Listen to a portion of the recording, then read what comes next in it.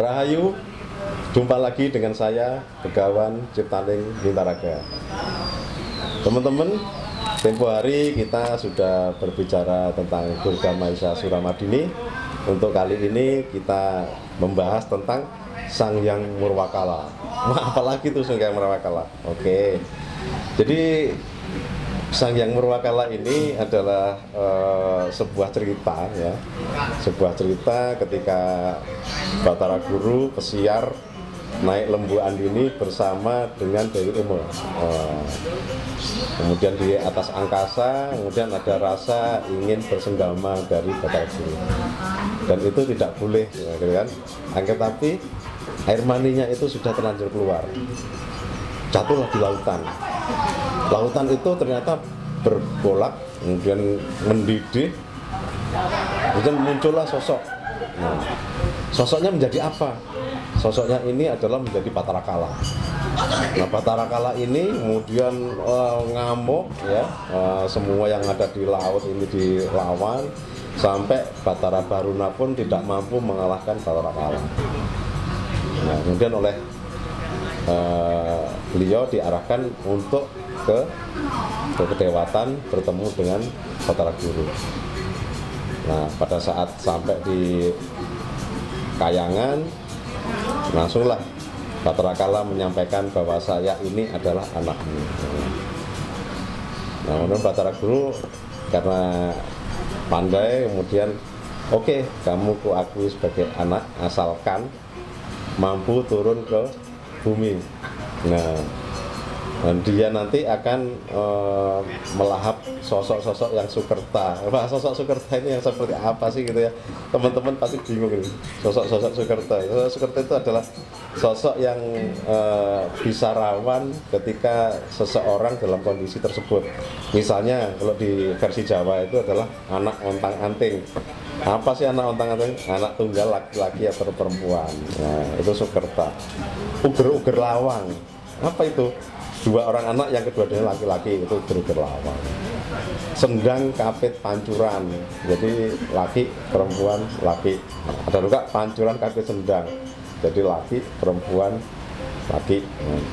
Anak bungkus, ada anak kembar sepasang, kendono, serombo, seripi, itu masih banyak lagi. Dan itu semua adalah sosok yang Sukerta.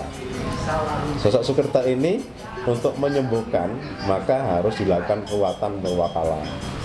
Supaya apa? Supaya tidak mendapatkan sial atau tidak mendapat kutuk dari Batara Kala. Dari misinya itu. Jadi ini dirupakan dalam bentuk keris. Wujudnya adalah keris betok, lurus, dapurnya Pasopati, dan ini desainnya adalah desain dari kawan saya Arif Saifuddin Huda. Mas Arif, nah, terima kasih, desainnya luar biasa. Dan ini seperti biasa dikerjakan oleh Ketut Jirut di Sukowati. Dan ini rangkanya penuh dengan ornamen perak. Kemudian ada gambarnya Batara Guru dan Dewi Uma sedang naik lembu andini. Dan luar biasa. Dan hingga saat ini keris ini masih saya simpan dan mudah-mudahan masih kerasan bersama saya. Dan jangan sampai nanti dimahari gitu ya. Ini keris saya buat sekitar tahun 2013 yang lalu. Dan apabila teman-teman semua penasaran dengan isi dari Sang Hyang Murwakala itu, bisa beli buku yang judulnya Keris Bali Kontemporer. Semua dibabar secara tuntas di dalam buku itu. Nah, terus ada cerita tentang Raja Kalacakra. Raja Kalacakra itu ada Yamaraja Jaramaya, Yamarani Niramaya, Yasilapa Palasya, Yamiroda, Daromia, Yamidosa, Sadomia, Yadayuda, Dayudaya, dan seterusnya. Dan itu adalah rangkaian sebuah doa bagi yang percaya. Bagi yang tidak ya nggak mengapa, paling berlalu begitu saja. Nah, lengkapnya ada di dalam buku itu. Jadi intinya di dalam buku ini kita mengangkat dalam bentuk keris, tujuannya adalah sebagai prasasti bahwa segala sesuatu baik itu dari cerita wayang, dari cerita mitologi bisa kita jadikan dalam bentuk keris.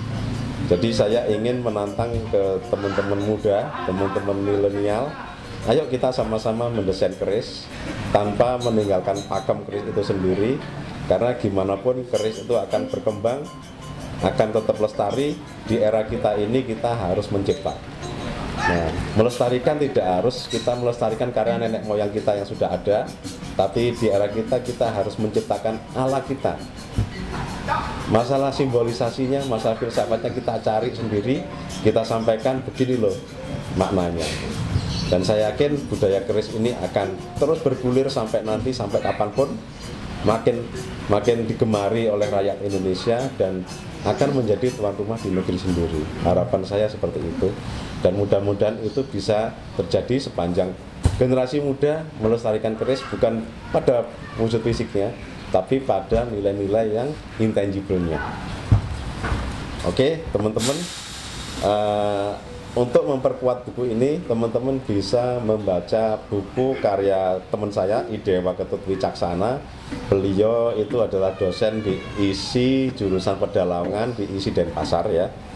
Judulnya Wayang Sapo Leger ya. Di sana bercerita lebih banyak tentang ruatan Murwakala versi Bali. Nah, itu lebih lengkapnya ada di sana. Jadi nanti teman-teman apabila ingin lebih detail lagi makna wayang sapo leger itu seperti apa, semua detailnya ada di sana. Nah, makna simbolis dan filosofis dari semua ini, Sang Hyang Maniawaya menyadari bahwa bayi raksasa yang terlahir tadi adalah perbuatan yang tercela, sehingga ada sebab, ada akibat. Karena disebabkan oleh karma yang salah, sehingga terciptalah Batara Kala. Untuk itu, kepada teman-teman semua, sebelum berbuat, maka terlebih dahulu teman-teman harus berpikir. Jadi kita harus ada keselarasan antara pikiran, perkataan, perbuatan. Jadi jangan sampai kita itu melakukan perbuatan tanpa dipikir terlebih dahulu. Jadi maknanya itu sederhana, kita harus menjaga hubungan antara sebab dan akibat, itu aja. Dari saya cukup untuk keris Murwakala ini. Mudah-mudahan nanti teman-teman masih berminat untuk saya lanjutkan ke sesi berikutnya, karena bagaimanapun edukasi tentang keris ini akan menarik apabila kajian-kajian makna filosofisnya itu bisa kita paparkan. Nanti teman-teman juga bisa diskusi melalui YouTube, silahkan, masalah akan saya jawab satu persatu. Demikian dari saya, Rahayu.